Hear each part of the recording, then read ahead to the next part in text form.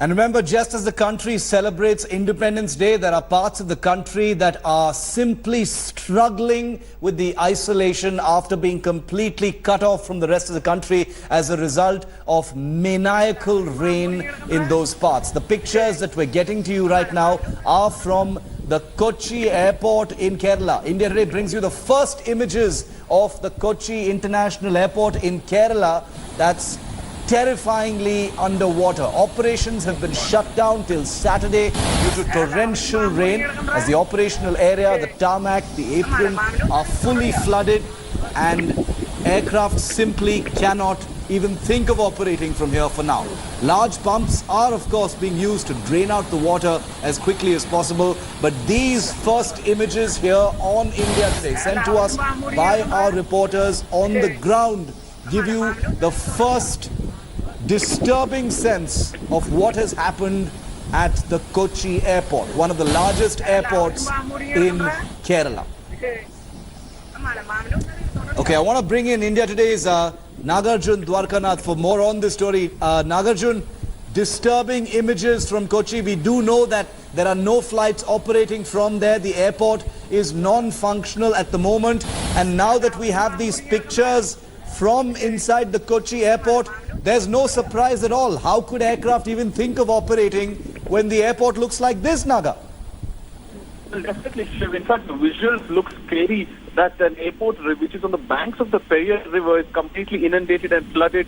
The river is flowing in danger levels, and the critical installations in the Cochin International Airport have been completely inundated or flooded. In the background of the visuals, you can see the standing on a tall ATC tower, which has not been touched, but the tarmac, the runways, the apron area has completely been flooded, which is also we have to assess the damage once the airport becomes operation again. If there is any runway damage, then there will be again delays in operation. The Cochin airport was shut till this afternoon, but the river level kept increasing as it didn't want to risk take any risk. The immediate action was, after consultation with the airport authorities and through DGC and the Ministry of Civil Aviation, the airport took a decision to shut the airport till Saturday 2 p.m., extending it for next 3 to 4 days. That shows the damage that the river can cause in the airport in critical installations like runway and apron area. So these are disturbing images. Nagarjun, stay with me as I take our viewers once again through these pictures. Remember, operations and all flights in Kochi have been completely suspended till at least Saturday. This may actually continue for longer depending on the actual forecast. I want to tell our viewers also that Nagarjun is a qualified pilot, apart from being our correspondent in Bengaluru. He's been reporting extensively from Karnataka and Kerala during the monsoon. I just want you to explain to our viewers, Nagarjun, both as a pilot and a journalist, since you know what it's like, what kind of risks do, aircraft and pilots run as a result of, rainwater on the ground? Because, up to what extent of water on the ground can aircraft actually land in? Because these pictures suggest that aircraft can definitely not land at this point of time. Well, definitely, Shiv, these are scary images that we are seeing. An aircraft cannot take off or land when there is stagnant water on the runway. Remember, the aircraft wheels will have treads, and that is not the ideal wheel or the tire that can adapt to the runway or the water on the runway. So immediately the reaction of the plane will be that it will be skidding off the runway or veering off the runway. It will be quite dangerous, and catastrophic results can happen if the aircraft tries to take off. And also remember, when it's landing, the parking, the braking will be quite difficult because of the water. The aircraft can completely skid off during takeoff and also during landing. So with 180 passengers to 250 passengers on board, it's very difficult or also catastrophic to try something to take off. Even the airport operating in such a circumstances because there's a lot of wind shear while landing. There's heavy wind also blowing. If a small cloud burst hits the aircraft, even that is quite difficult. Not only the airport, the vicinity around the airport also looks dangerous. The overcast clouds looks also dangerous. So taking everything into consideration, the landing, the takeoff, braking, and also skidding on the runway, the airport authorities took a conscious call that the airport will have to shut or non-operational for next 4 days. It is, this is pretty scary. I mean, these are images from the Kochi airport, which I want to tell our viewers, is not just a domestic but an international airport. It operates flights, to the Gulf and beyond as well. A lot of expats who are arriving in India arrive through the Kochi airport. It's quite a busy airport, and it's a beautiful airport as well. But this is the situation at the Kochi airport in Kerala, completely rendered non-functional as a result of tremendously heavy and persistent rain in that area. Nagarjun, stay with me because the death toll due to floods in Kerala. This is Kochi. The pictures we're going to stay on with are from Kochi because India Today has these first pictures from the Kochi airport itself. The death toll in Kerala at large has now risen to 41. A red alert has been sounded across 12 districts of the state. Kollam and Thiruvananthapuram have also been put on alert.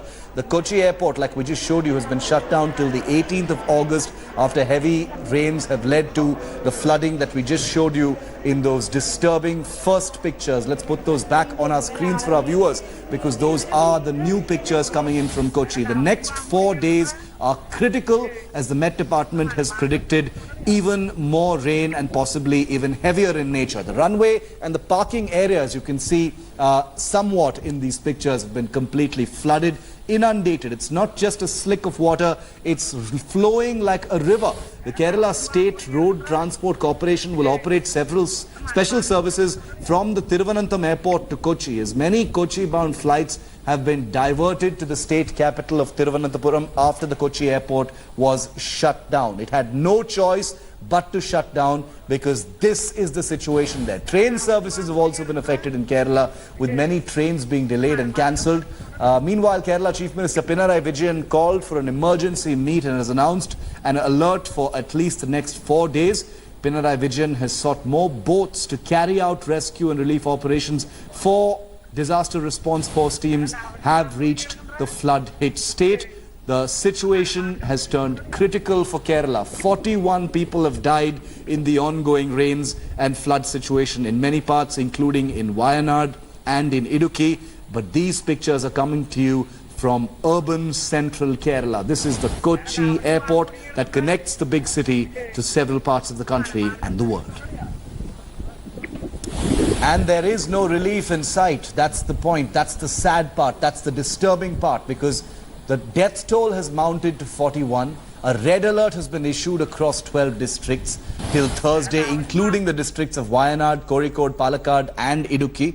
The Idukki district's collector, in fact, has issued an advisory warning people living on the banks of the Mullaperiyar river as water levels in the dam has surged close to the danger mark. The district collector has advised residents to move to relief camps. Many of them have come up across the state as the dam shutters may be opened once again at 9 p.m. tonight to let some of the water out. A total of 33 dams have been opened across the state to discharge water, including all 5 shutters of the Idukki Dam.